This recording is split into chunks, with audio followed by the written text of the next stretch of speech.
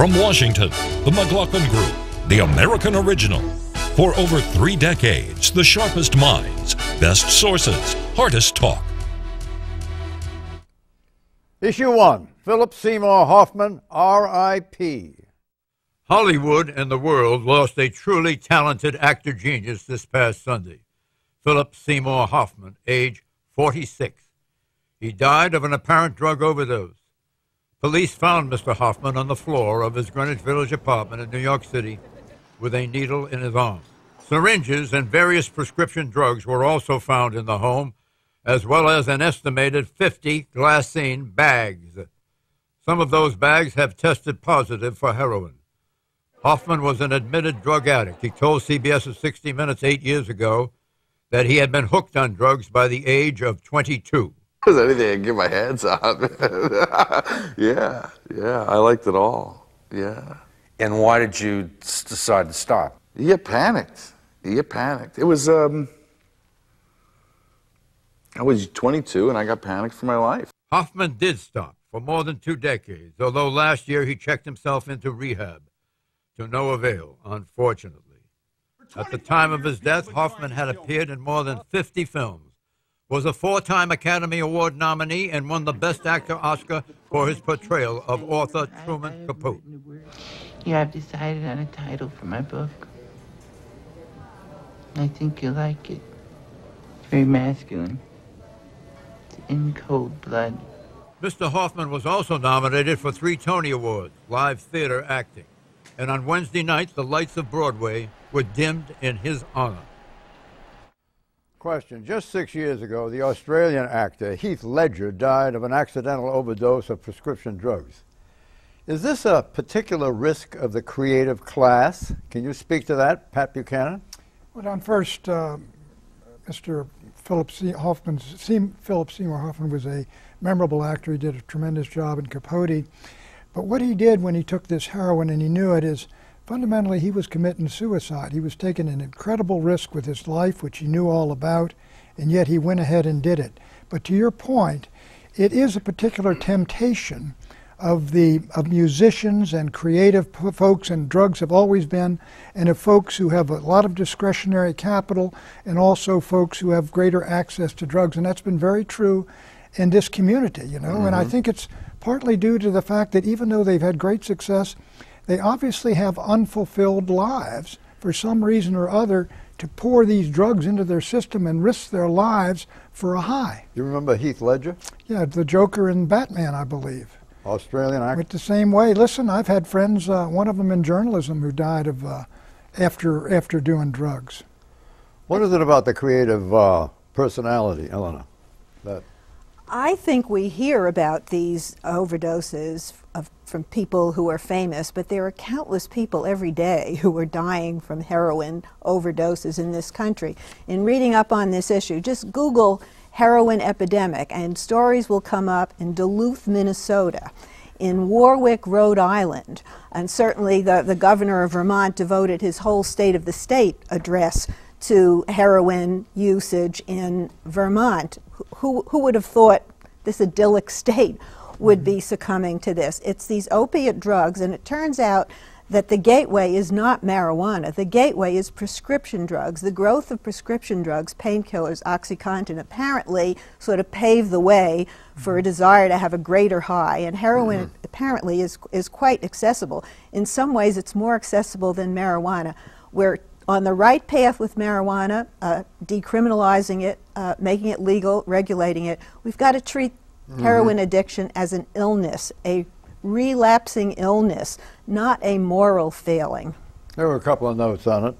In the 18th century, Samuel Taylor Coleridge frequently used laudanum, a narcotic derived from opium, and is said to have come up with many lines of poetry in his laudanum-induced state.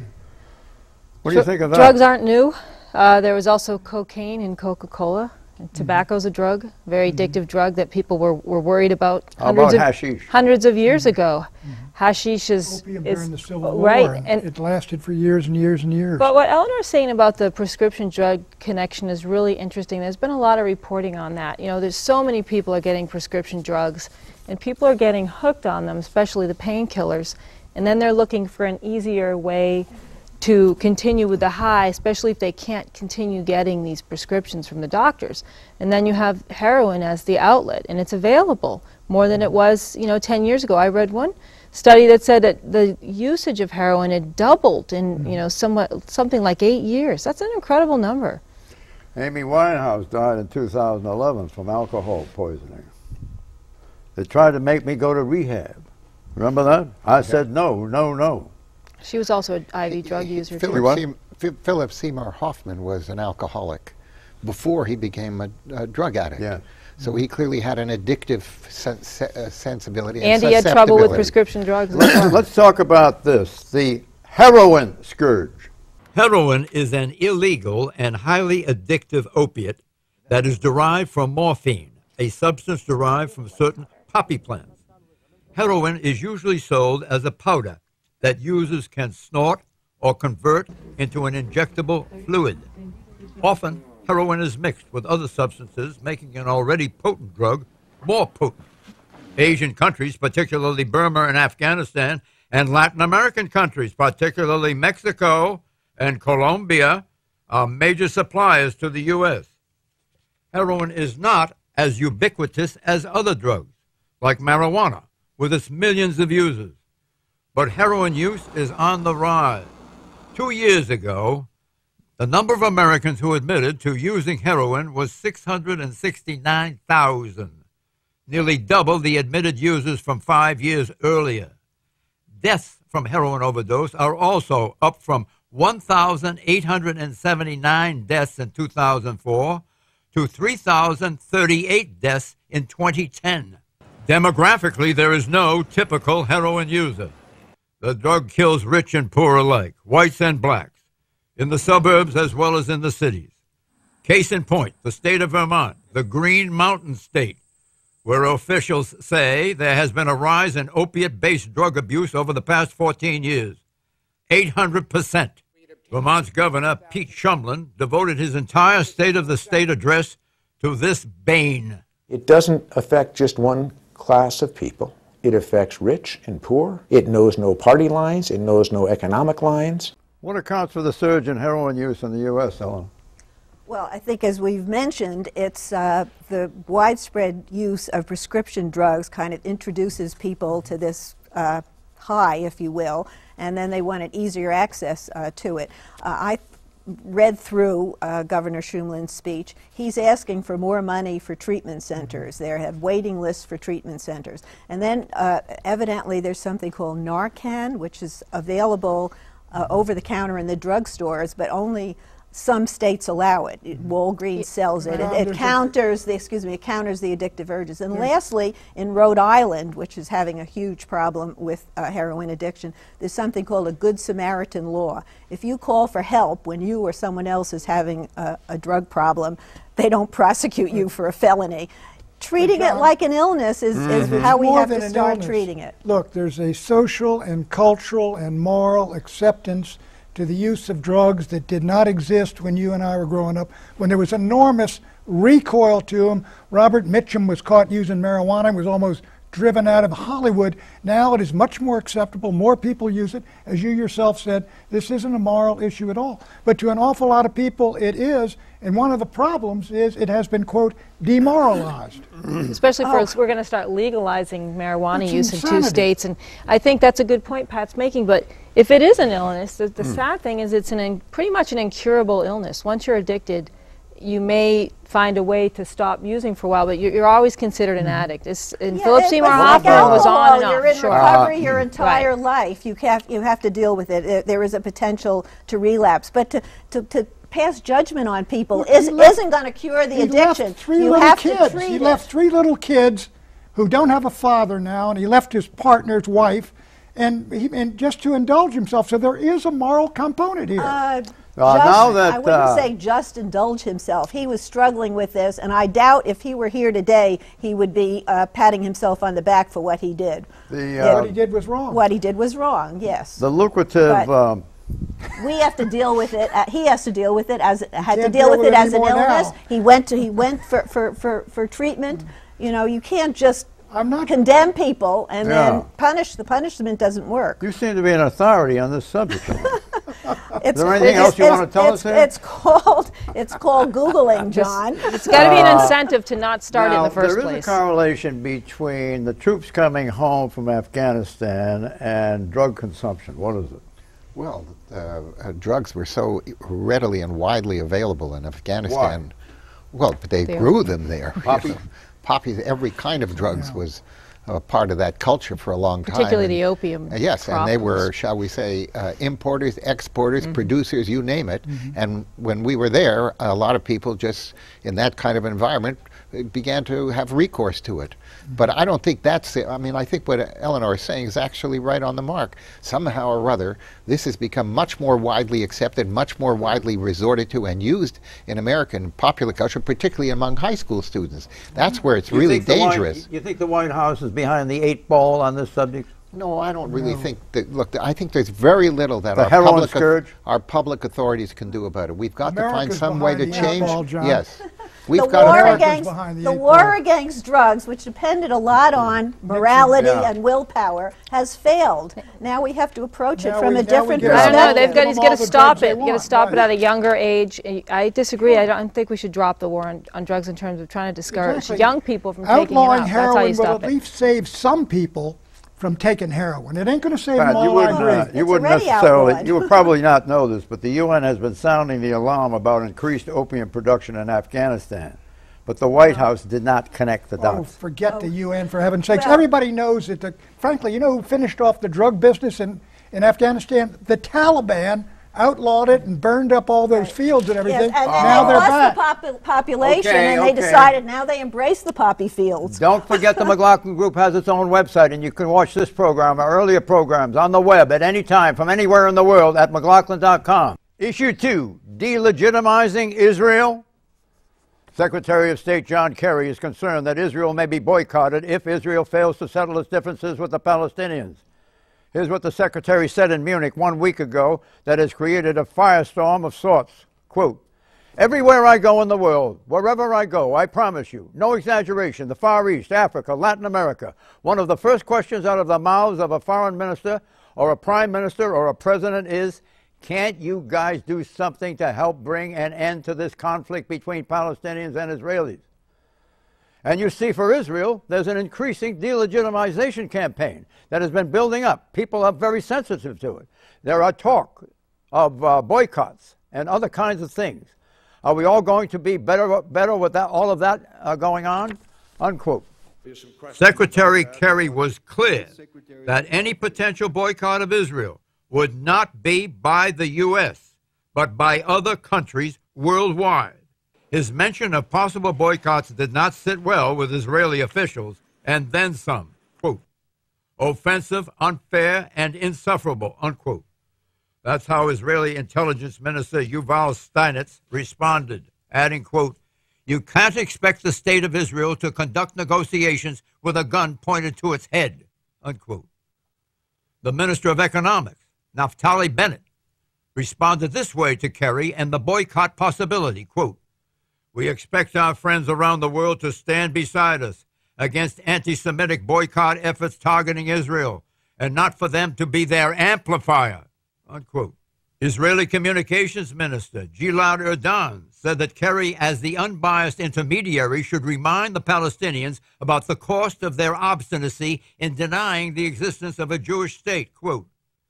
It would be expected from someone who's supposed to be a fair and objective intermediary to also tell the Palestinian side about the price they will have to pay over their stubborn refusal to recognize the right of the Jewish people to their own nation state, unquote. As for Israeli Prime Minister Benjamin Netanyahu, he refrained from addressing Mr. Kerry directly, but he did call any attempts to boycott Israel, quote unquote, immoral and unjust.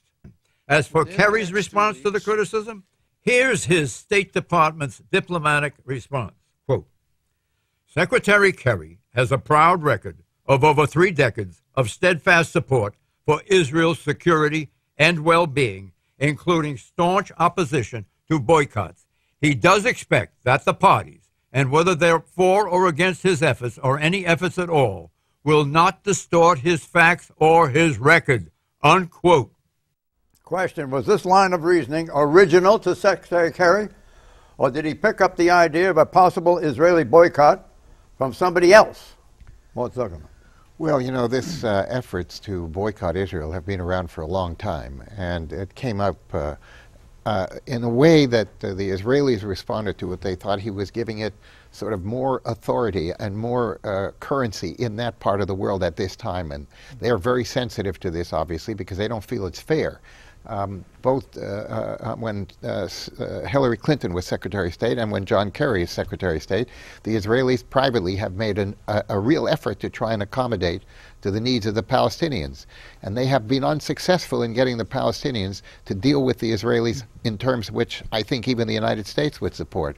So this came about, frankly, out of left field as far as the Israelis were concerned, and they reacted. Well, there is a worldwide... Well, hold on. Did it come out of left field? Because 2 weeks ago at the annual gathering of the world's business and policy elites at Davos, Switzerland, an Israeli executive named Oded Gera, G-E-R-A, floated this same warning.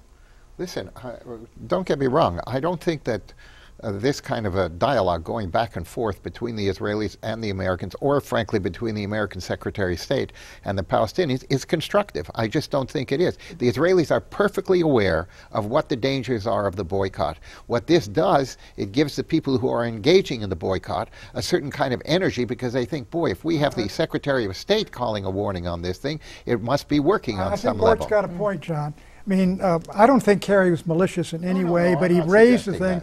But there is a BDS movement, the boycott, disinvestment, sanctions movement against Israel. It's picking up speed in the United States, in elements of the academic community. You had this Scarlett Johansson, who was with Oxfam, who resigned from Oxfam to maintain her position on SodaStream, which is a facility on the West Bank, which Israelis and Arabs and Palestinians all work at. But this movement is building. And they overreacted, I think the Israelis did, and they hammered Kerry when he was not being malicious. He was saying, look, you guys, we got to get this solved, or this whole movement is going to pick up speed. He's telling the truth. There is some momentum here, and you have the European Union now not doing business with businesses that originate in the West Bank from settler communities. Now, I think Kerry was just trying to introduce a measure of reality here. The U.S. does not support this boycott, but it's out there, and Europe apparently supports it. Here's what I have here about Oded Gera at Davos. She's the vice chairman of Rothschild Israel, along with other Israeli businessmen. Boy. Gera went to Davos with the express purpose of drawing attention to the proposition that Israel should cut a deal now or risk facing international boycotts. I happen to agree that Israel, no, I don't know her, but I happen to agree that Israel should try and cut a deal now. And I can tell you that they have been trying to cut a deal. There's no question about that. And I'm quite familiar with some of the negotiations. It is a very difficult environment in which the Israelis can cut this deal with the Palestinians. The Palestinians have a very weak leadership under these circumstances. There's no major leader who can really speak for them and take a tough decision. The Israelis have made taken unbelievably difficult steps to try and reach a deal. Okay, another State Department PR crisis. Two players, U.S. Secretary of State for European and Eurasian Affairs, Victoria Nuland, and the U.S. Ambassador to the nation of Ukraine, Jeffrey Payat. A phone call surfaced between the two. What is the gist of this unfolding pinstripe suit embarrassment, Susan Ferrecchio? Well, it's eavesdropping, I believe, by President Putin, and it's a recording of a conversation between two U.S. officials that Putin is hoping will upend a potential settlement deal in the very unstable situation in the Ukraine that Putin doesn't like. So he recorded the two talking, and what they said that could upend the deal, in his mind, was something very disparaging about the European Union, because they don't like the stance the European Union has taken with Ukraine. They think it's too soft of a stance. They want the UN to come in and help put a deal together that would weaken the current president, who works closely with Putin. So he's hoping to just throw cold water on this deal by revealing what the U.S. officials were saying about the European Union. Now, Nuland has apologized, and now Putin is holding back on the money he's promised Ukraine until he finds out whether this deal is going to go through or not. Putin's objection is he sees the United States A, interfering in the internal affairs of Ukraine. Secondly, Nuland and the ambassador were reportedly talking about the new government that's going to come in. So I can't blame the Russians for being upset about it or for leaking it. And third, John, they've cut off apparently or suspended $3 billion. But this is a very serious, sensitive matter, which I think the United States should stay out of, as it's between the EU and the Russian Customs Well, the Union. administration's cards are on the table now. We know what they want, and it is a serious situation in Ukraine. But it's also part of the tit-for-tat leading up to Sochi here, with Putin under a lot of pressure and showing the U.S. that he's got some, aces in his hand as well. He's got an NSA too. Right. Yeah, that's right.